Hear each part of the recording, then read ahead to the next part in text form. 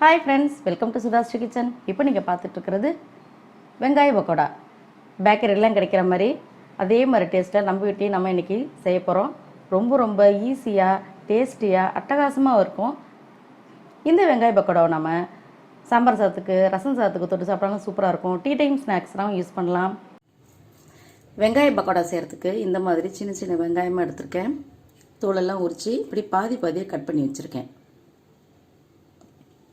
இது எப்படி கட் பண்ணுறதுன்னு பார்க்கலாம்.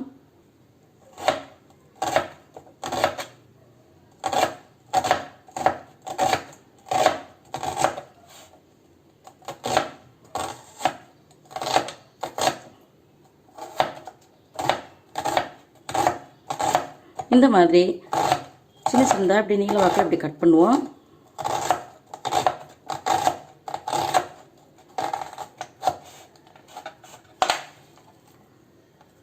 இந்த மாதிரி நீல வாக்கில் இப்படி குட்டி குட்டியாக வந்துடும். ரொம்ப அழகாக வருது கட் பண்ணுறதுக்கு.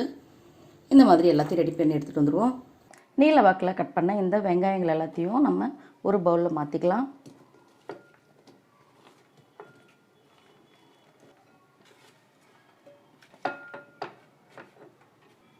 வேறொரு பவுலுக்கு மாற்றியாச்சு.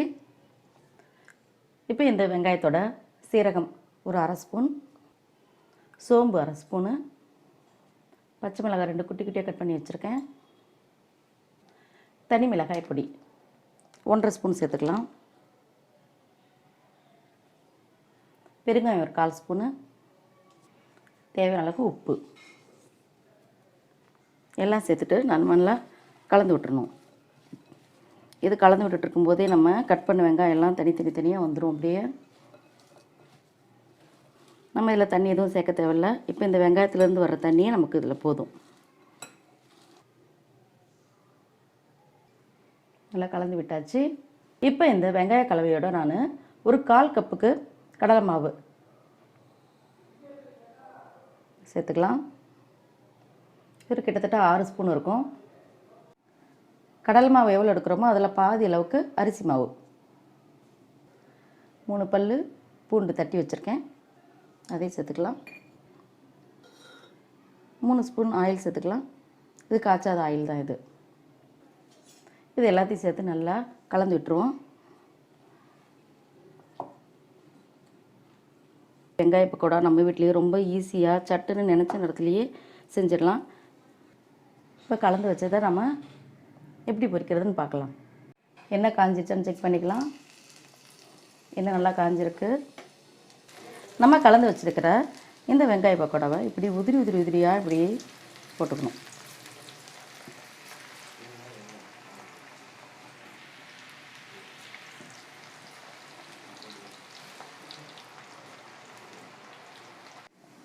இப்படி லோ ஃப்ளேம்லேயே வச்சு நம்ம நல்லா பொரிச்சோம்னா நல்லா மொறுன்னு சூப்பராக இருக்கும் டேஸ்ட்டும்.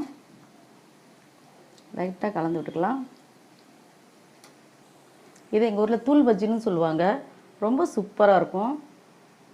இது எல்லா ஒரு ஸ்வீட் ஸ்டால்லையும் இது அவசியம் கிடைக்கும். அந்தளவுக்கு சூப்பரான ஒரு ஸ்நாக்ஸ் ரெசிபி தான் இது.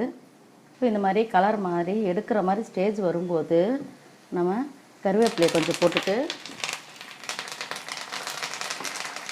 பொறுக்கி விட்டுட்டு எடுத்தோம்னா ரொம்பவுமே வாசனையாக இருக்கும்.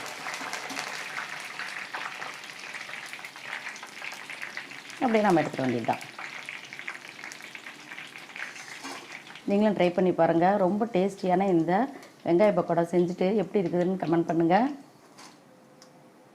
இதே மாதிரி எல்லாத்தையும் பொரிச்சிக்கலாம். நம்மளோட வெங்காய பக்கோடா ரெடி. உங்களுக்கு இந்த வெங்காய பக்கோடா பிடிச்சிருந்துச்சுன்னா SudhaSri கிச்சனுக்கு சப்ஸ்கிரைப் பண்ணுங்கள். ஃப்ரெண்ட்ஸ் அண்ட் ரிலேட்டிவ்க்கு ஷேர் பண்ணுங்கள், லைக் பண்ணுங்கள், கமெண்ட் பண்ணுங்கள். ஆரோக்கியமானதையே சமைப்போம், ஆனந்தமாக இருப்போம். தேங்க்யூ.